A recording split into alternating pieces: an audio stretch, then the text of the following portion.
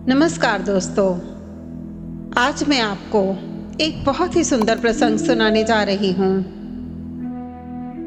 राजा जनक के शासनकाल में एक व्यक्ति का विवाह हुआ।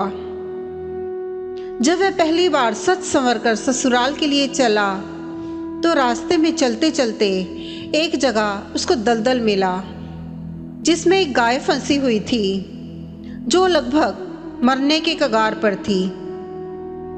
उसने विचार किया कि गाय तो कुछ देर में मरने ही वाली है तथा कीचड़ में जाने पर मेरे कपड़े तथा जूते खराब हो जाएंगे।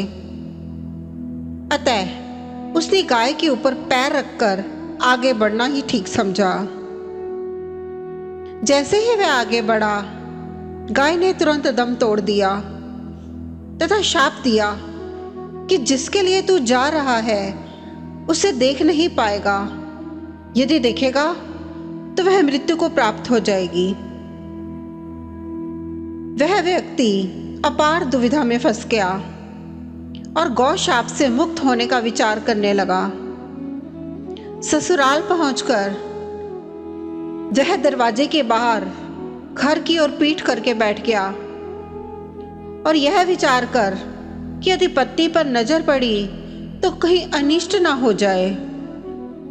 परिवार के अन्य सदस्यों ने घर के अंदर चलने का काफी अनुरोध किया, किंतु वह नहीं गया और ना ही रास्ते में घटित घटना के बारे में किसी को बताया। उसकी पत्नी को जब पता चला तो उसने कहा कि चलो मैं ही चलकर उन्हें अंदर लेकर आती हूं। पत्नी ने जब उससे कहा कि आप मेरी ओर क्यों नहीं देख रहे हो, तो भी वह चुप रहा। काफी अनुरोध करने के उपरांत उसने रास्ते का सारा वृतांत कह सुनाया। पत्नी ने कहा कि मैं भी पतिव्रता स्त्री हूं, ऐसा कैसे हो सकता है, आप मेरी ओर अवश्य देखो। पत्नी की ओर देखते ही उसकी आंखों की रोशनी चली गई और वह गाय के शापवश पत्नी को नहीं देख सका। पत्नी पति को साथ लेकर राजा जनक के दरबार में गई और सारा वृतांत कह सुनाया। राजा जनक ने राज्य के सभी विद्वानों को सभा में बुलाकर समस्या बताई और गौ शाप से निवृत्ति का सटीक उपाय पूछा। सभी विद्वानों ने आपस में मंत्रणा करके एक उपाय सुझाया कि यदि कोई पतिव्रता स्त्री छलनी में गंगा जल लाकर उस जल के छींटे उस व्यक्ति की दोनों आंखों पर लगाए तो गौ शाप से मुक्ति मिल जाएगी और इसकी आंखों की रोशनी पुनः लौट सकती है। राजा ने पहले अपने महल के अंदर की रानियों सहित सभी स्त्रियों से पूछा तो राजा को सभी के पतिव्रता होने में संदेह की सूचना मिली। अब तो राजा जनक चिंतित हो गए। तब उन्होंने आसपास के सभी राजाओं को सूचना भेजी कि उनके राज्य में यदि कोई पतिव्रता स्त्री है तो उसे सम्मान सहित राजा जनक के दरबार में भेजा जाए। जब यह सूचना राजा दशरथ को मिली तो उन्होंने पहले अपनी सभी रानियों से पूछा। प्रत्येक रानी का यही उत्तर था कि राजमहल तो क्या, आप राज्य की किसी भी महिला, यहाँ तक कि झाड़ू लगाने वाली से भी, जो कि उस समय अपने कार्यों के कारण सबसे निम्न श्रेणी की मानी जाती थी, उनसे भी पूछेंगे तो उन्हें भी पतिव्रता पाएंगे।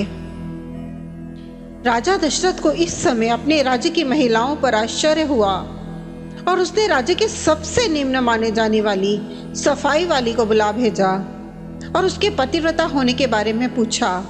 उस महिला ने सुकृति में गर्दन हिला दी।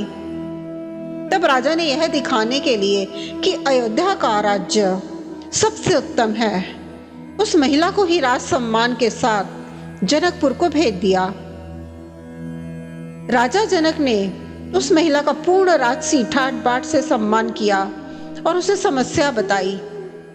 महिला ने कार्य करने की स्वीकृति दे दी। महिला छलनी लेकर गंगा किनारे गई और प्रार्थना की कि हे गंगा मैया, यदि मैं पूर्ण पतिव्रता हूं तो गंगा जल की एक बूंद भी नीचे नहीं गिरनी चाहिए। प्रार्थना करके उसने गंगा जल को छलनी में पूरा भर लिया और पाया कि जल की एक बूंद भी नीचे नहीं गिरी। तब उसने यह सोचकर कि यह पवित्र गंगा जल कहीं रास्ते में छलक कर नीचे नहीं गिर जाए। उसने थोड़ा सा गंगा जल नदी में ही गिरा दिया और पानी से भरी छलनी को लेकर राज दरबार में चली आई। राजा और दरबार में उपस्थित सभी नर नारी यह दृश्य देख आश्चर्यचकित रह गए तथा उस महिला को भी उस व्यक्ति की आंखों पर छींटे मारने का अनुरोध किया और पूर्ण राज सम्मान देकर काफी पारितोषिक दिया। समस्या का हल हो चुका था। उस आदमी की आंखें ठीक हो चुकी थी। तब उस महिला ने अपने राज्य को वापस जाने की अनुमति मांगी तो राजा जनक ने अनुमति देते हुए जिज्ञासावश उस महिला से उसकी जाति के बारे में पूछा। महिला द्वारा बताए जाने पर राजा आश्चर्यचकित रह गए।